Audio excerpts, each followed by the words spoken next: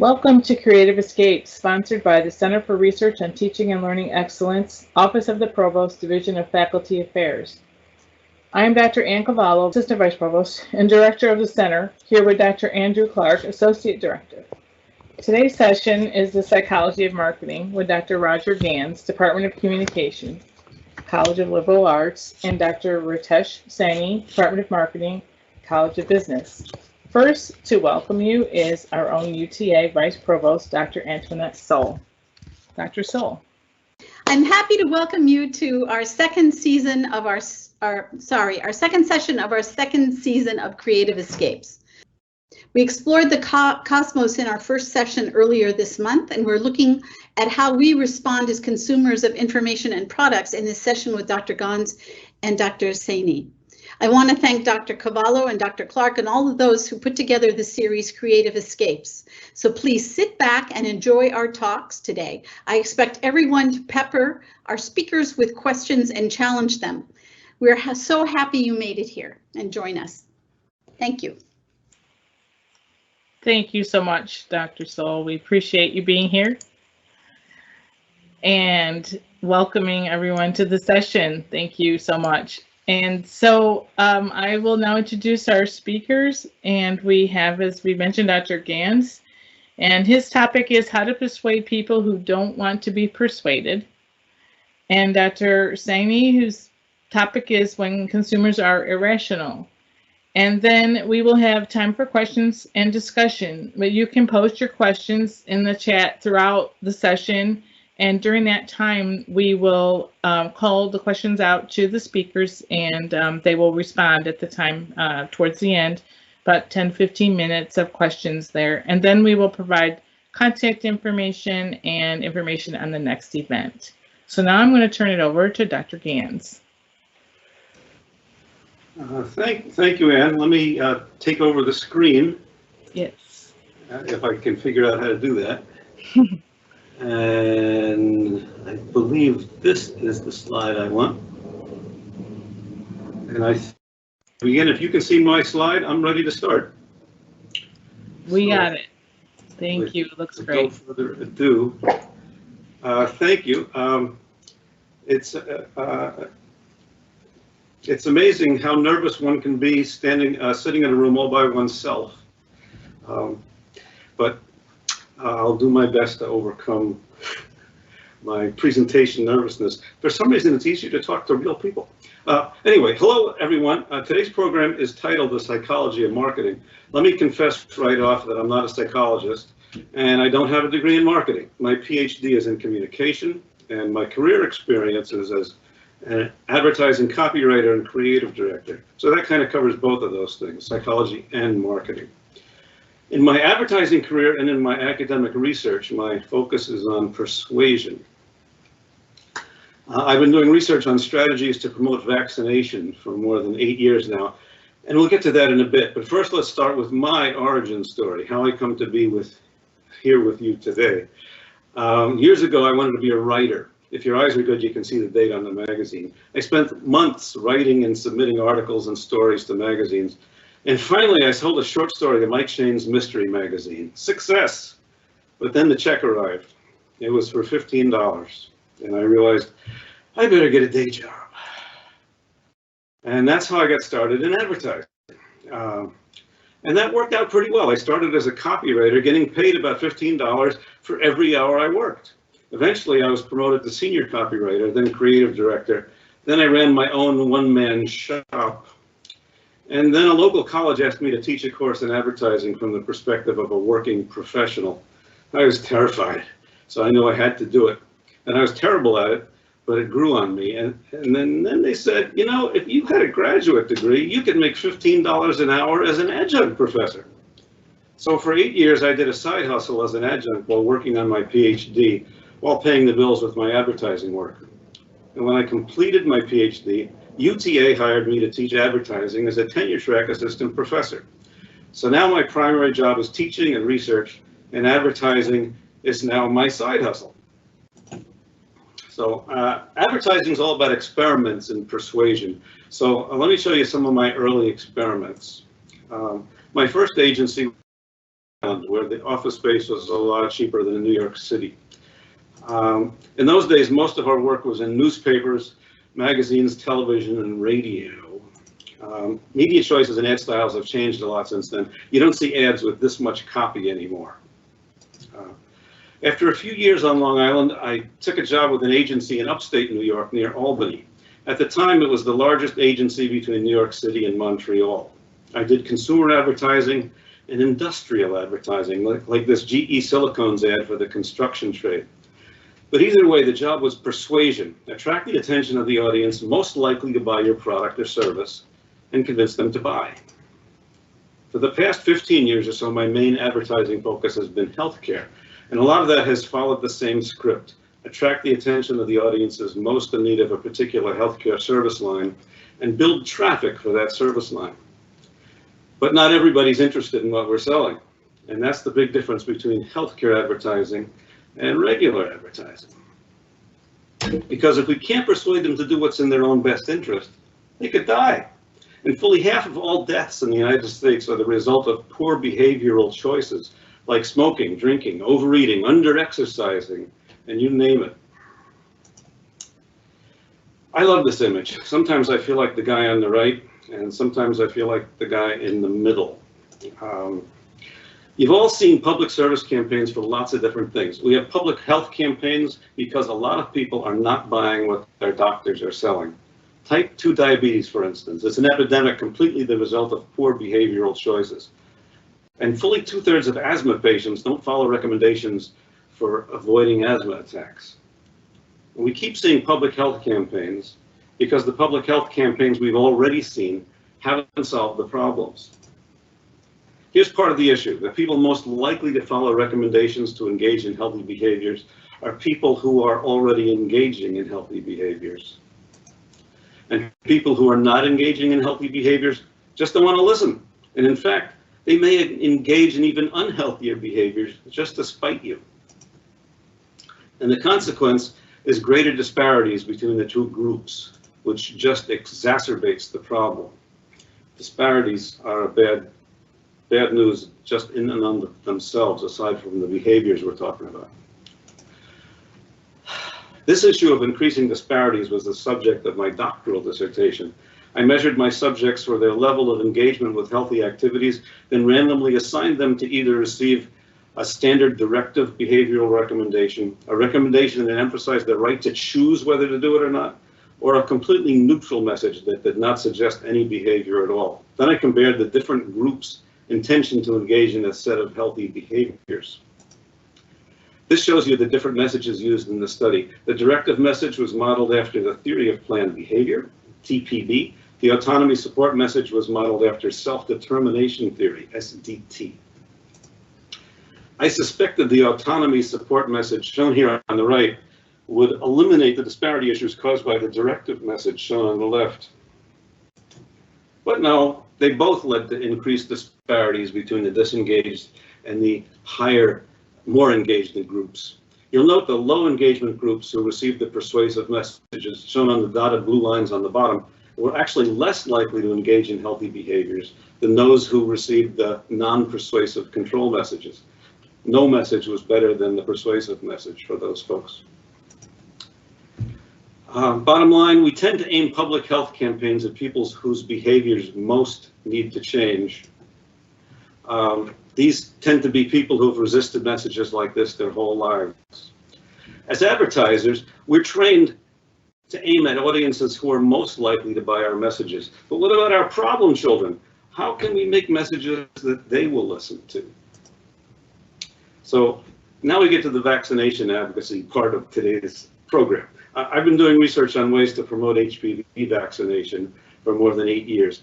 I think a lot of what I've learned can be applied to our current COVID vaccination issues. I started out comparing the value of experts versus non-experts as spokespeople. But first, a little background on human papillomavirus infections and vaccination. HPV has been established as the cause of cervical cancer and a host of other health problems. Despite mountains of positive evidence and years of advocacy, resistance to the vaccine and recommendations for it remain a consistent and persistent problem. more than a quarter of people receiving recommendations to vaccinate their kids declined to do so. Resistance is highest in rural areas that skew politically conservative. Sound familiar?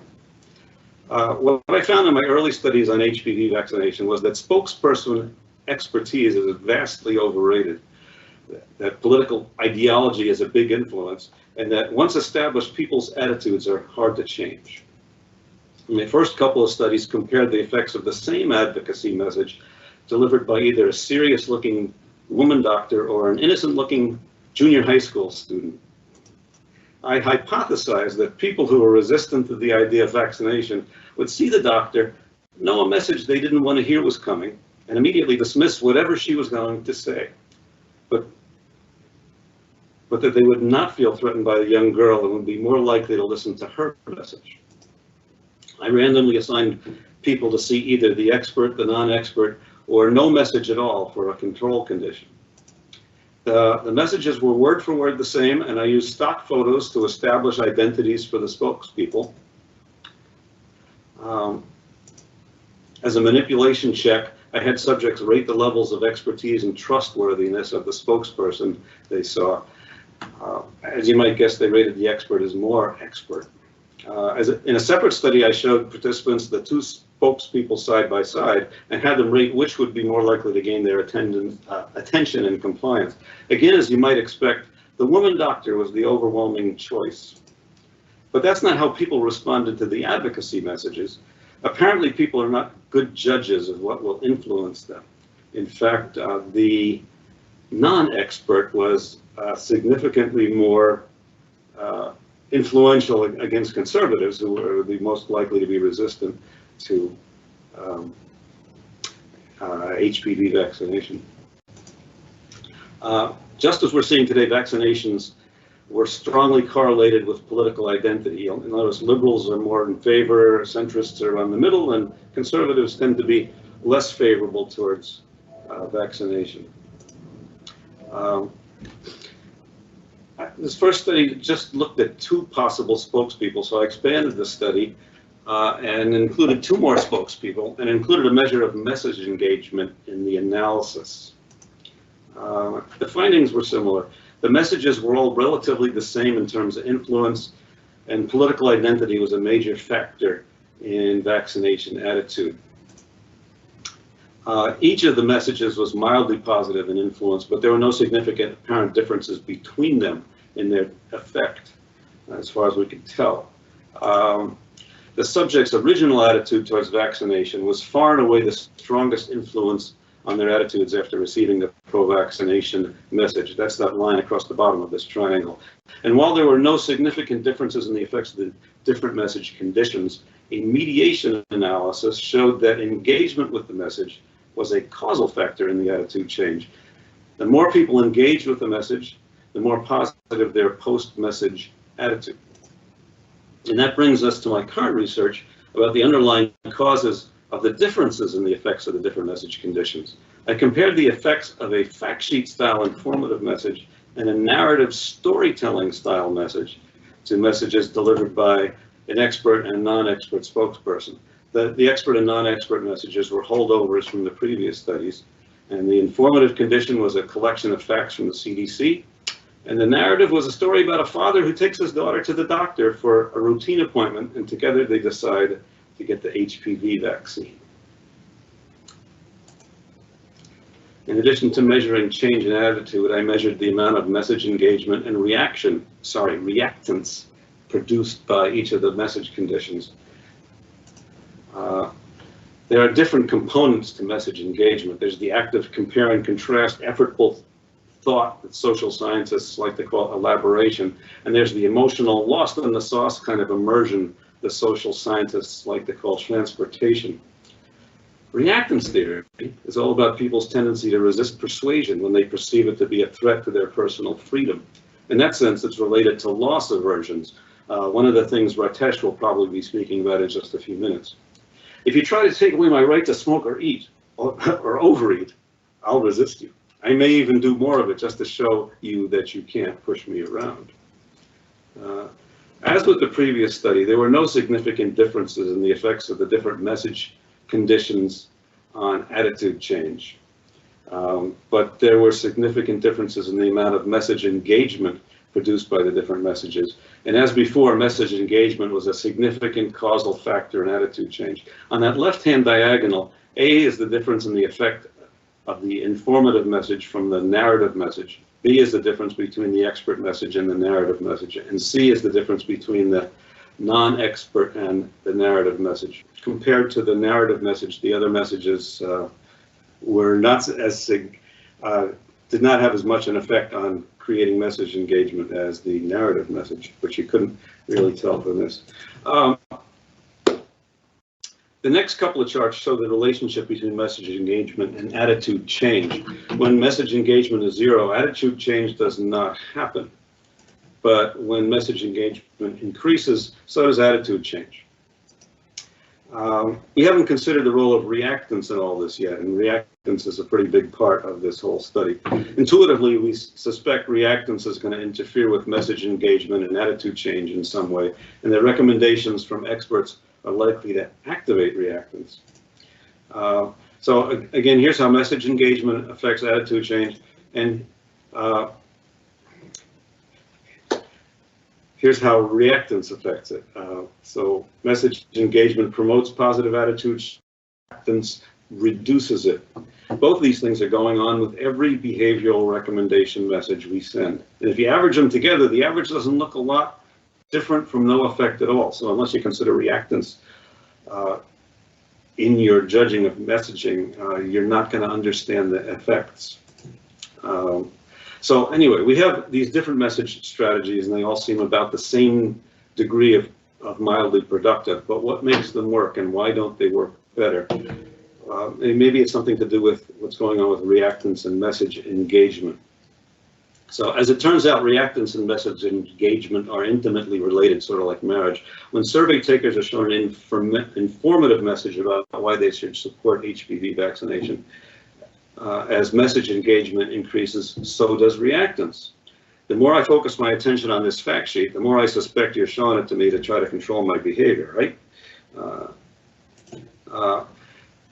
And when it comes to experts, with apologies to Dr. Fauci, when an expert is giving me the straight facts, that's a lot like the fact sheet situation. As message engagement increases, so does reactance. And here's a surprise. It was for me. With the non-expert spokesperson, the increase in reactance is basically twice as great. Maybe there's resentment mixed in with the reactance, as in, you're not an expert, who are you to tell me what to do? So with each of these message types, the downside seems to be the more they engage the intention and interest of the audience, the more reactance they cause, and the more mixed the results will be. Finally, the results of the narrative message. As message engagement increases, reactance decreases. The more the story engages the attention of the audience, the better the results are likely to be. So how do you make a story more engaging? As an advertising guy, I can tell you the headline is 80% of the game, the title. If it doesn't attract attention and interest, it won't matter how good the rest of it is. After that, good writing helps. It's important to let your audience members see themselves in the action, experiencing the dilemmas and decisions of the characters as they overcome some conflict in a way that dramatizes the behaviors you're advocating. If this were an ad, I would want you to finish with a call to action, but that would raise the likelihood of reactance. So finish with a believable outcome that highlights the desired behavior without getting too obviously preachy. This is my penultimate slide, I promise. My final bit of advice is don't expect one message to work on everybody. Most people are happy to follow expert recommendations, so expert recommendations have value. But don't neglect the people who haven't been listening. They are probably the ones who are most important to reach.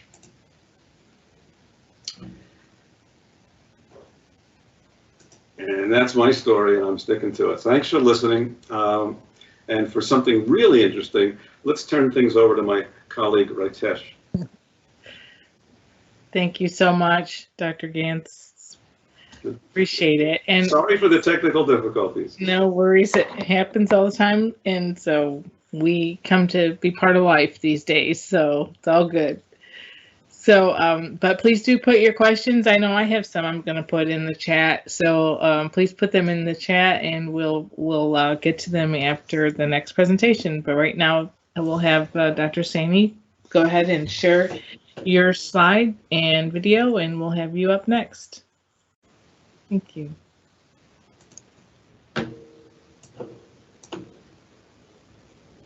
All right. Thank you. Can everyone see my slides? Yes. Okay, wonderful. So let me start by, thanking Dr. Gans for making such a good segue into the topic that I'm going to discuss, the topic of consumer irrationality, because, consumers' reactance and outright aversion to taking the vaccine with all the facts present in support of that is as good an example of consumer irrationality as I could cite. Let me also thank the organizers and the audience, both live and those who might be seeing this in the recorded version. I promised that I'll not take more than 20 minutes, so I have a clock right in front of me, and I'll try and stick to that so that we have enough time for question and answers if there are any. So what we'd be doing over the next 20 odd minutes is taking not really a deep dive, but more of a shallow dive into this topic. And I'll try and show some examples of, consumer irrationality in several domains. We'll try and isolate some of the factors responsible for, these examples of consumer irrationality. Dr. Roger Gans has again done something very similar. He has taken a domain, looked at an example of why consumers are averse to what seems like ostensibly rational behavior, and identified reactants among many other factors that might be responsible for that kind of irrationality. So I'll try and look at similar phenomena, perhaps more from the lens of economics than other areas. Given the limited amount of time, I'll only be able to look at some examples. I don't know if I'll complete my set of slides or not. I will stop whenever my time is over, but I more than encourage you to contact me if you have any interest in this area, and if you have any questions for me, or if you want me to direct you towards resources that might be helpful in exploring this area further. So with that, let's begin. And I want to begin by continuing my sort of, And I will begin to continue to thank people for, having done pioneering work in this area. And the two names that are most prominent in this area are Daniel Kahneman and Amos Tversky, who did some of the pioneering work in looking at this phenomena of why people make irrational decisions. Daniel Kahneman got the Nobel Prize for that, I think in 2001 or 2002. At that time, I realized this unfortunate rule that Nobel Prize has, that it cannot be awarded to people who have died. Amos Tversky, unfortunately, had died in the mid-1990s, so he was not a recipient.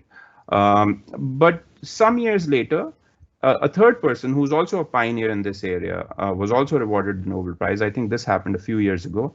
And that third person is Richard Thaler. All three of them have contributed significantly in developing a better understanding of how consumers, and not just consumers, but organizations and all kinds of other decision makers, how they often fall prey to certain decision biases, some of which we'll be looking at today.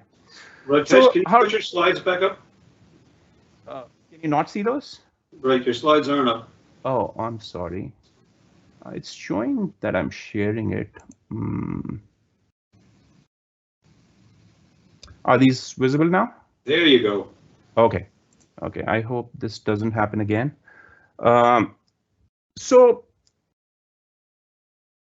when we're trying to discuss consumer irrationality, how do we determine if a particular behavior is rational or irrational?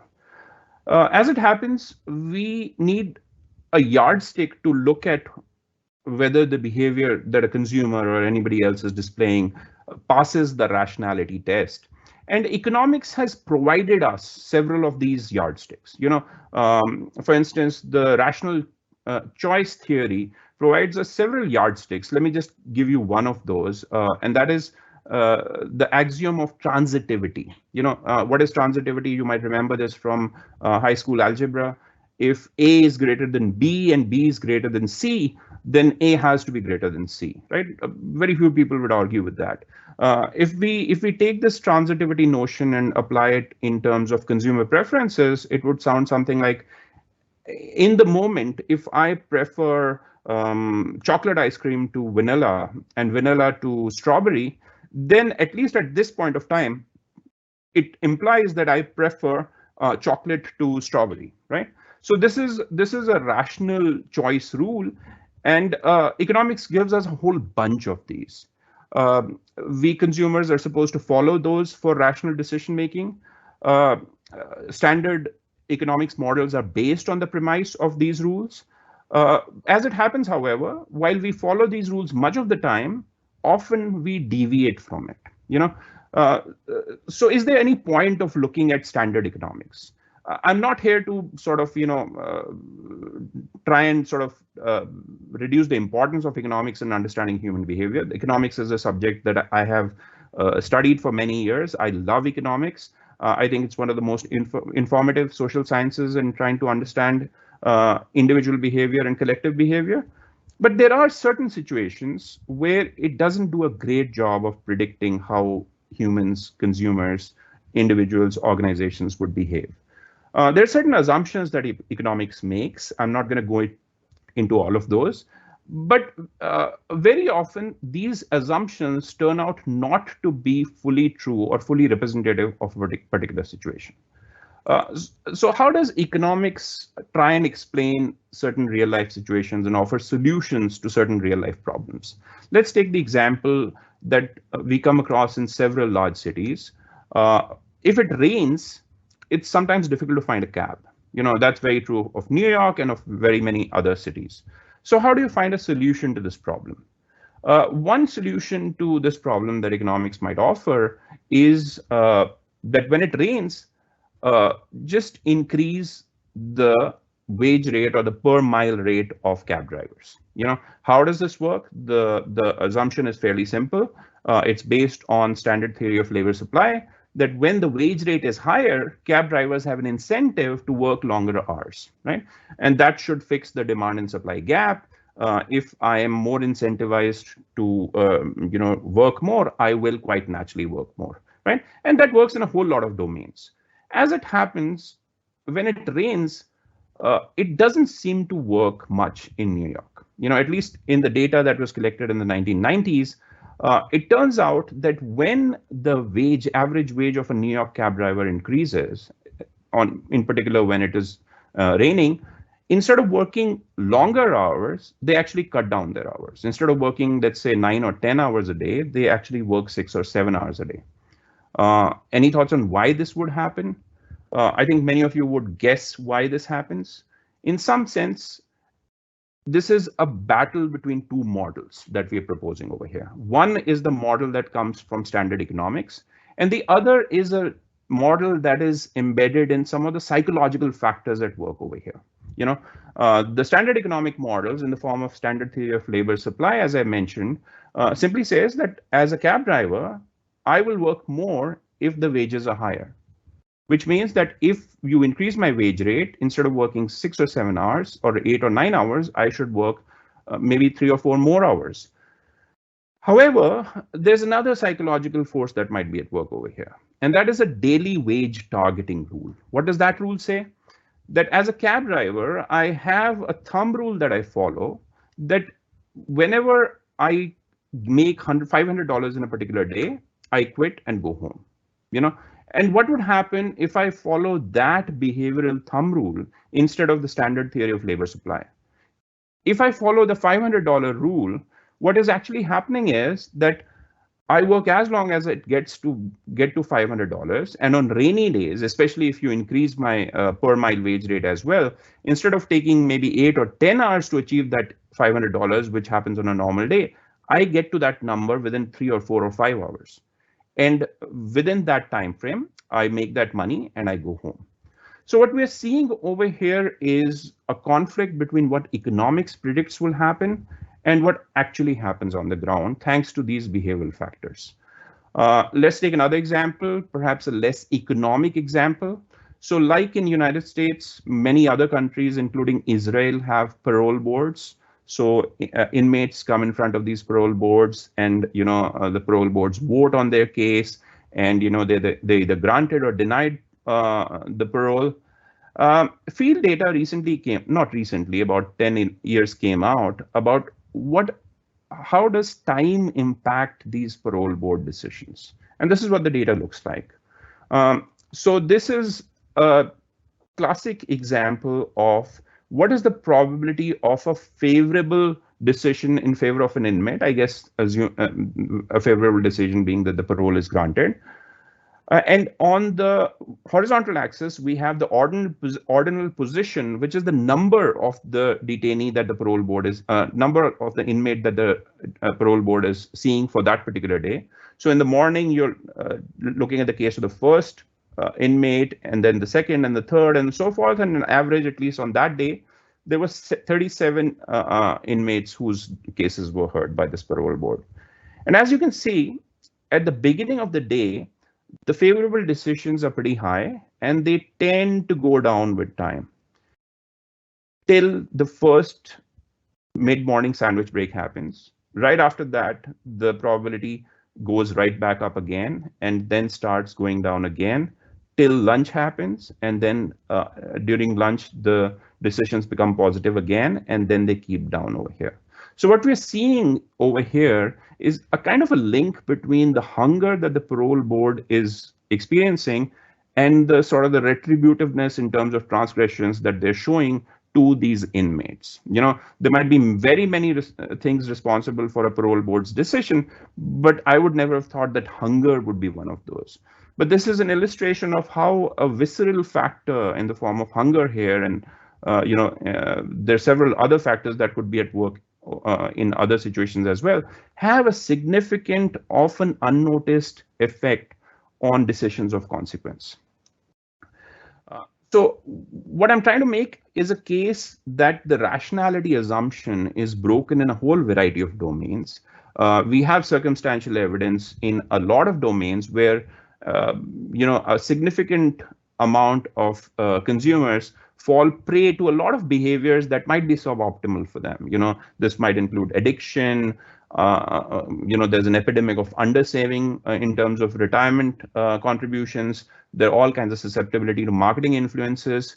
And many of these are not necessarily predicted by if we assume the model of rational choice. What we have to do is to try and identify the psychological forces at work which make people behave the way they are actually behaving.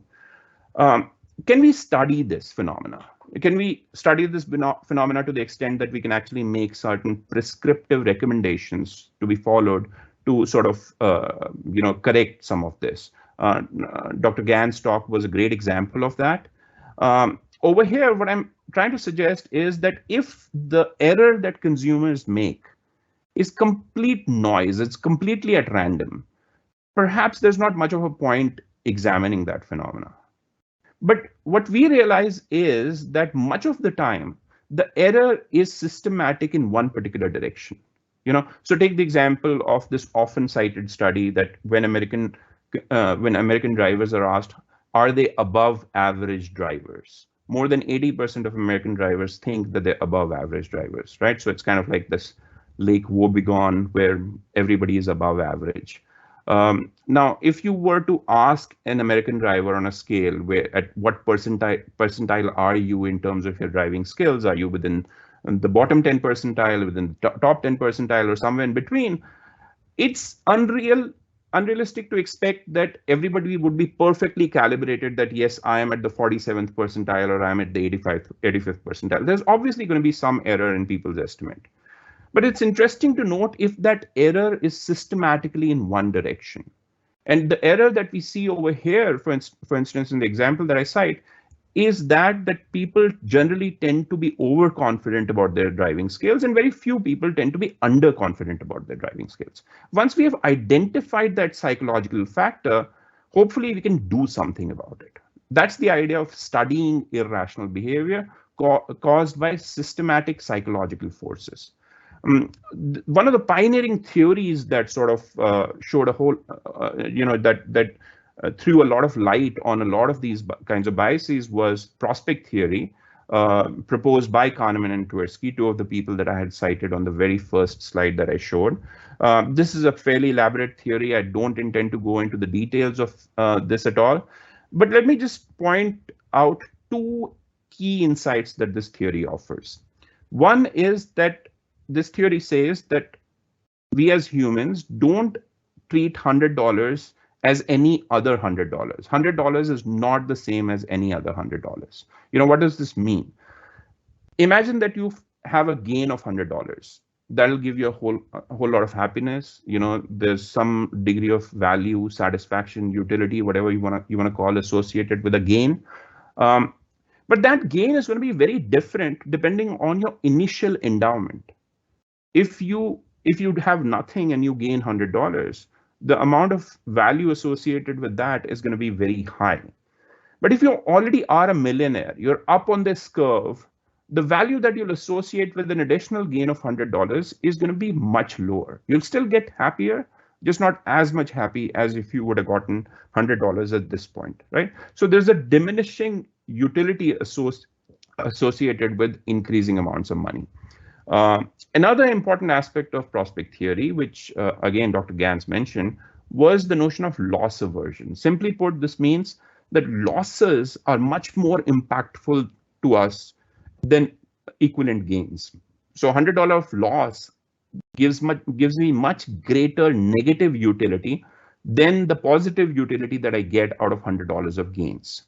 As I promised, without going into much of detail, let me just ask you to trust me on this, that the prospect theory and several aspects of it managed to explain a whole lot of real life behavior that is not explained by our notion of rational choice theory, right? And every year, people continue to cite newer and newer aspects of behavior, which has its underpinnings in the notion of prospect theory that was propounded in 1979. But one behavior that we can look at is this notion of framing effects. The same information, if it's framed differently, can mean very different things to people. So imagine this situation. I hope you can read this. So imagine that US is preparing for an outbreak of some unusual Asian disease, which is expected to kill 600 people. Two alternative programs to combat the disease have been proposed. Assume that the exact scientific estimates of the consequences of the program are as follows. So you as a decision maker have to choose between one of the two programs. Are you going to implement program A or are you going to implement program B? As it turns out, most people have a strong preference for one of these options. Now imagine these were not the two options. We had two different options. Program C, 400 people will die. Program D, there's a 1/3 chance no one will die and 2/3 chance that 600 people will die, right? So which program would you prefer? When given to different sets of people, there's a strong preference for program A between A and B, but a strong preference for program D between program C and D. As it turns out, program A is exactly the same as program C. Program B is exactly the same as program D. It's just that the information when it's framed differently. In the case of A and B, it's framed in terms of gains. In the case of C and D, it's framed in terms of losses. We respond very differently to the same set of information. Something that really comes out of loss aversion that we have talked about. In the advertising industry, in the persuasion industry in general, people are very well aware of this framing effect. In the 1990s, or I think right after 2000, people realized that one good way of changing opinion about certain public policy was to frame it a different way. So before the year 2000, approximately, something that was called an inheritance or the estate tax suddenly started getting framed as the death tax after the year 2000 approximately, right? And I, as a common American, I don't have an estate, so I don't really care about the estate tax or the inheritance tax, but death appeals to me. So just calling the inheritance tax or the estate tax as a death tax, a simple framing strongly changed people's opinion against this particular tax, right? So these techniques are quite well practiced. In marketing, for instance, the same meat, when it's framed as 93% lean, appears very different than when the same meat is framed as 7% fat. People have done pre-tests and found consumers are fully aware that 93% lean means exactly the same as 7% fat. But when you see this framing in the meat that you're purchasing, you respond very differently to the same thing. So the same meat was either framed as 75% lean or as 25% fat. It was given to consumers. They were asked to kind of use it. And several days back, when the researchers went and asked them questions about the perceived quality of the product and the perceived greasiness of the product, surprise, surprise, when the meat was framed as 75% lean, it turned out to be seen as of a much higher quality and much less greasy. So this is low grease on the higher axis, so much less greasy. The mere framing of the same product can result in these very different outcomes. So I have a whole bunch of other slides, but I think I'm kind of running out of time. So maybe I'll stop over here and leave time for some questions that anybody might have. Thank you, Ritesh, very much. Appreciate it, and appreciate you and Roger and your insight. And yes, we do have some questions, and so let's get to those questions. And Roger, Dr. Cavallo said she noticed that HPV commercials have been featuring young teens who question their parents about the vaccine, possibly guilt. Do you know if these have been effective? I'm not familiar with them or the results of them. Showing teenagers questioning their parents about the HPV vaccination process sounds promising because those are the decision makers. But I do not know whether they've been effective or not. Yeah, I just wondered because it has the non-expert, but they're also the ones that ask their parent, did you get me the vaccine? That kind of thing. So, yeah. So I think that might be a strategy that some of my colleagues in the communication department may have tested within the last couple of years. Yeah. But I can't give you an answer. And sort of along that line, I wonder if you and Ritesh, can you talk about the influence of peers and persuasion? It seems to me that sometimes you can hear messages from the experts, or you can hear messages from others, and it doesn't necessarily always resonate. But you hear it from somebody who is close to you, and that resonates a lot more. Well, I can speak to that a bit. And there's actually, if people watch television at all and see pharmaceutical advertising, recently, over the past few years, they've been regulating pharmaceutical advertising a lot more, forcing the advertisers to identify when people who are giving testimonials are real testimonial people or a dramatization, whether this is an actor portraying stuff. The research shows that you're more likely to listen to and believe somebody who looks like you and is from your similar situation. So, it's one of the reasons that celebrity endorsements are not necessarily as effective as they might be, because we don't perceive ourselves to be similar to those experts, those celebrities. So why should we believe what they have to say? They're paid spokespeople. And we think that people who look like us, our peers, are more trustworthy in that sense. So if I can add just a little bit in that, so it's really interesting to look at how different situations can create dramatically different effects. So about peer influence, I think in the case of something like vaccination, absolutely peer influence, I would imagine, would be highly effective. But I just want to point out, some of the dissertation research that one of my graduate students completed last year. And one of her essays was about isolating situations where actually, and these were nothing like vaccination or healthcare decisions, but more sort of, more what we call obvious consumer decisions, where peer influences, especially coming from close others, turned out to be actually not effective as much as influences coming from other people.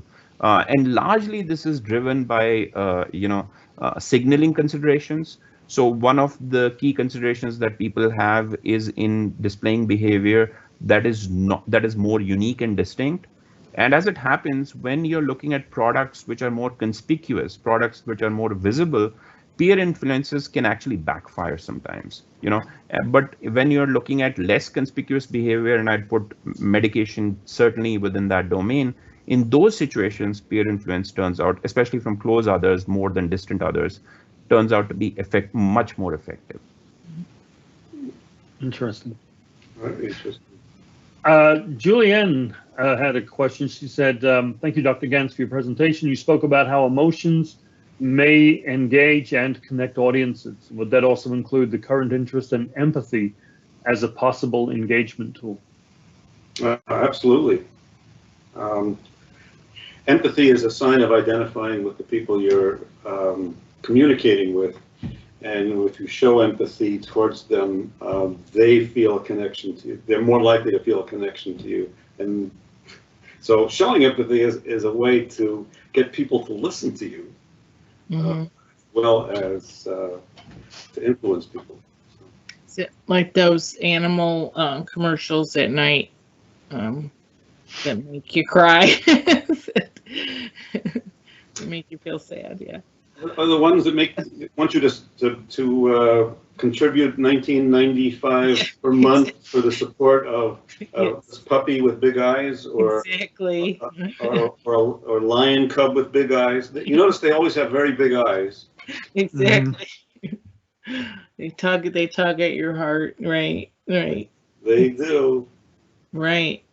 Yeah, you did mention celebrities, and I was wondering because they use them so often, even if only voice, I recognize the voice, and I just wondered how effective, and you mentioned it's not really, but they still utilize them. Must have to pay a lot of money to hire them, but they're not really as impactful as somebody that's your peer, it sounds like. Very often they're not. Often in public service campaigns, they volunteer their services to try to brush up their images. I see. For the Brad Paisley commercials promoting vaccination, my personal feeling is that if he had, instead of telling people why they ought to get vaccinated, if he had told his own personal story of how he came to decide to get vaccinated, I think it might have been significantly more impactful. Right. If he had turned it into a story and not a, here's why you want to do this. Right. I think it's what Ritesh was talking about with the framing, right? Yeah. Where, and people don't necessarily want you to speak at them. They want to know and feel like you understand, or that you've been through what they're going through, or that you identify with them in some way. And I think maybe that's the disconnect with celebrities, is that there is such a lack of identification, and like you said, people just telling you to do something, as opposed to sort of understanding and why, telling you why. Right. Yeah, I was wondering too about either Dr. Sani or Dr. Gans about that. I always hear the phrase "more doctors recommend," and I always wonder, more than what? More than one more than, you always use that phrase because you were. The details are in the footnotes. Pay attention to the footnotes. I watched one of those ads one time, and it said, real doctor, not real mother. And so it was a medical ad where the doctor would say, my mother did this, and now, and I got this little fine print at the bottom. It said, real doctor, but not real mother. Anyway, sorry, Roger. Yes, I was wondering about that more or less, those kind of phrases. There is a well-known strategy in marketing and advertising called the Bandwagon Effect, also known as social proof. I'm sure Ritesh can speak to this at length. But if we see a lot of people doing things, we figure it's okay to do that ourselves, and we're drawn to doing it. So you might. One of my favorite ads recently was a Subway ad that showed an enormous line of people outside the Subway shop waiting to get in to get a sandwich. It reminded me of an old Yogi Berra line. Nobody goes there anymore; it's too crowded. But when you have a lot of people online, you figure this is the place to go. Right. Yeah, or I think the Marx Brother line about not wanting to join a club that will have me as a member. Yeah. And about this point, and I guess about some of the earlier discussion, I think one lesson that just keeps not getting learned at all is about, and I think Roger made a good sort of a statement in that direction about how, unfortunately, how ineffective statistics are as compared to real people, just the identifiable testimonial, the individual person can have such a big effect. So you might remember this case about this girl, I think her name was Rachel. She went down the well in Texas, and for several days they were trying to rescue her. And there's the statistic that is often cited in one stream of research that people actually ended up sending more money for her, in aiding her, than about all the hundreds of thousands of deaths that were happening in the same year. I think it was 1986 in Ethiopia, right? So that one identifiable victim or one individual person has a much greater impact than all the statistics that you can throw at people. Unfortunately, that just continues to be true in all sorts of persuasion. It's interesting. So Shelley Wigley has a question, and it's, why do you have any idea why some people distrust experts so much?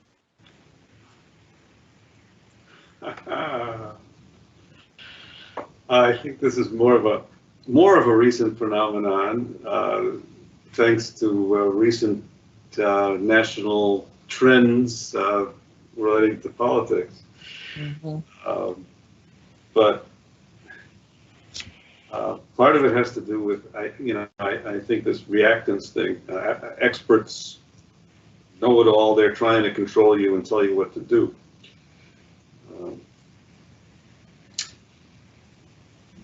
That's my gross interpretation, without getting political. Right. Sounds a little like part of your presentation, that control, that you mentioned. The more they feel controlled, maybe the more they resist, possibly. So there's been quite a bit of research that shows that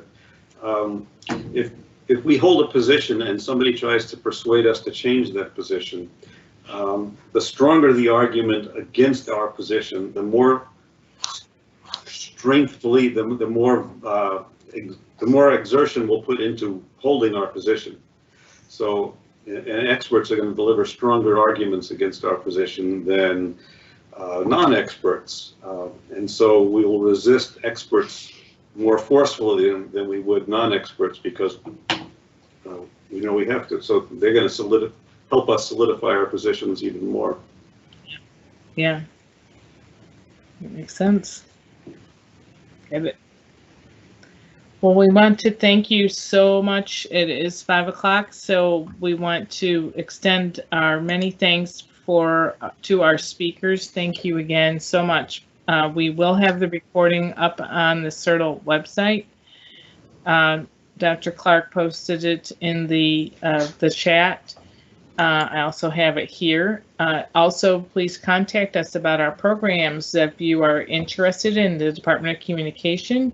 There's Dr. Gann's email address. There's the department website, or Dr. Sani, if you're interested in marketing, contact Dr. Sani or marketing department website for more information on degree plans or programs.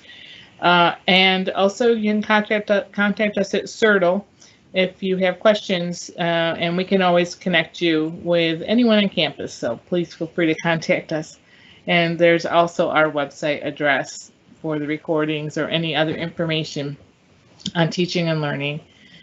And we want to also let you know about the next event, which is titled Music, Trauma, and the Quality of Life. And we'll have Professor Jamar Jones, who will do Lifescapes and Exploration of Music and Trauma from the Department of Music, College of Liberal Arts, and Professor Michael Bennett, Music and Quality of Life from the School of Social Work.